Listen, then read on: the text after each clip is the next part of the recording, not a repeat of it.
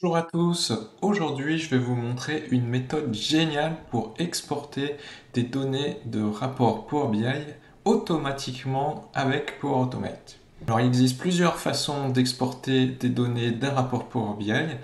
Dans cette vidéo, il ne s'agit pas d'exporter un visuel, il ne s'agit pas non plus de s'abonner à un rapport Power BI, ni d'utiliser la fonction analyser dans Excel. En fait, nous allons lancer une requête DAX vers un jeu de données Power BI avec Power Automate. Et nous allons donc pouvoir récupérer automatiquement le résultat de cette requête, par exemple dans un fichier CSV ou alors un email. Mais combien de fois mes clients m'ont demandé cette fonction? C'est vraiment puissant. Allez, on va voir ça sur mon écran dans un instant. Mais avant, je m'appelle Lionel Guéry, je suis consultant décisionnel et un passionné d'Excel. Vous pouvez trouver mes vidéos, mes articles et mes formations sur mon blog excelbusinesstools.com.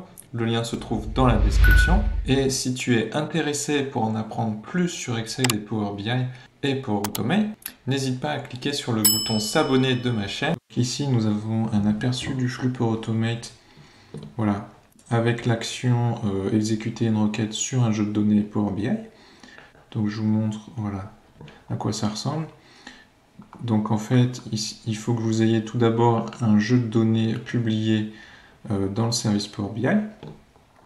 Ensuite, vous sélectionnez votre rapport et ici, vous allez coller le texte de votre requête DAX. Alors si vous n'êtes pas un produit DAX, sachez que vous pouvez générer ce code directement avec l'analyseur de performance dans Power BI Desktop. Donc c'est ce que je vais vous montrer dans un instant. Et donc ensuite, une fois qu'on a lancé cette requête avec le flux, on va la récupérer dans un objet CSV. Et enfin, on va créer un fichier CSV dans un OneDrive ou dans un SharePoint.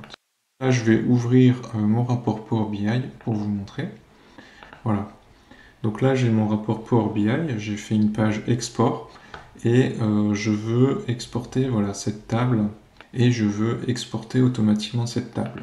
Donc vous pouvez écrire la requête DAX pour générer cette table, mais sachez qu'avec l'analyseur de performance, vous pouvez générer la requête DAX qui permet de réaliser cette table. Donc pour ça, vous allez dans le menu Afficher ici, Analyseur de performance. Voilà, donc là j'ai mon visuel, vous sélectionnez les fils qui vont bien et on va démarrer l'enregistrement. Donc je fais actualiser voilà, les visuels. Voilà, tous les visuels de la page se sont actualisés. Voilà, j'arrête.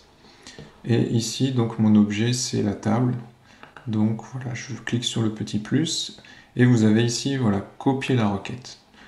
Donc maintenant, elle est dans le presse-papier. Alors vous pouvez soit la copier-coller directement dans Power Automate ou votre éditeur texte. Donc là, je vais l'ouvrir en fait dans DAX Studio. Donc vous avez, si vous l'avez installé, voilà, accès depuis outils externes. Alors c'est pas une étape obligatoire, hein. Je vais rééditer la requête et en même temps on va pouvoir vérifier qu'elle fonctionne bien. Donc voilà, là j'ai lancé DAX Studio, il s'est connecté à mon jeu de données, j'ai mes tables ici sur la gauche. Voilà, CTRL V. Voilà, donc là c'est la requête qui a permis de générer le visuel. Donc si je l'exécute tel quel, voilà, run. Donc ici, dans les résultats, voilà, on a le même résultat que dans le rapport. Donc cette requête, vous pouvez la copier directement dans Power Automate ou vous pouvez la modifier si vous le souhaitez. Voilà, j'ai juste encapsulé Summarize Column par Select Column voilà, pour renommer mes colonnes. Je les ai ordonnées également. Donc c'est cette requête DAX que je vais copier dans mon flux Power Automate. Donc je reviens dans Power Automate. Donc là, je vais créer un nouveau flux voilà, depuis le début.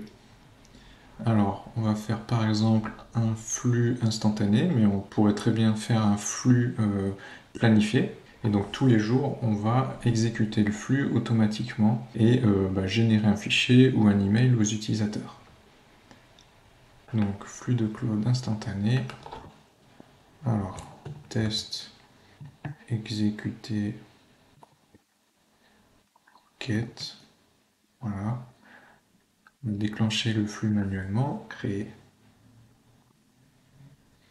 Alors, on va ajouter une nouvelle étape ici.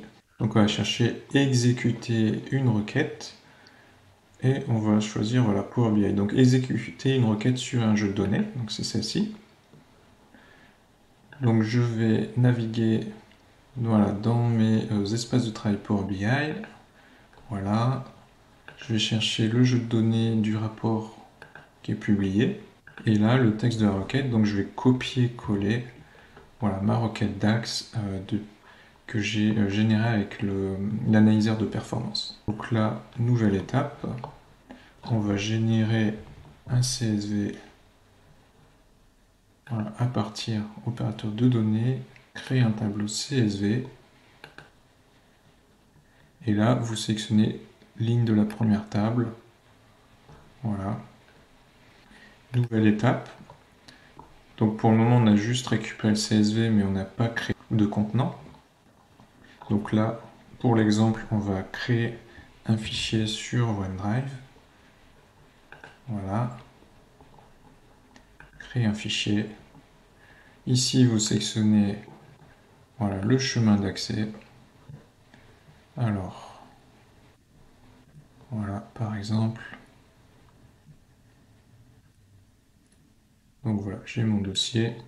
Et là, je vais mettre le nom du fichier. Export.csv. Et le contenu du fichier, donc je clique sur sortie, donc qui correspond à l'objet créer un tableau CSV. Et voilà, le flux est prêt. On va le tester. Donc test manuel, tester, continuer, exécuter le flux. Donc tout s'est bien passé, tout est vert.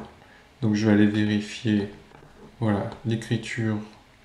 Donc c'est ce fichier là, export. Voilà, donc j'ai ouvert le fichier CSV avec Excel et je retrouve bien l'export de mon rapport Power BI avec les filtres que j'ai appliqués dans la requête. Alors dites-moi ce que vous en pensez dans les commentaires, si vous pensez à des cas d'usage particuliers. Alors avant que j'oublie, il y a quand même des limitations, donc je vais vous montrer.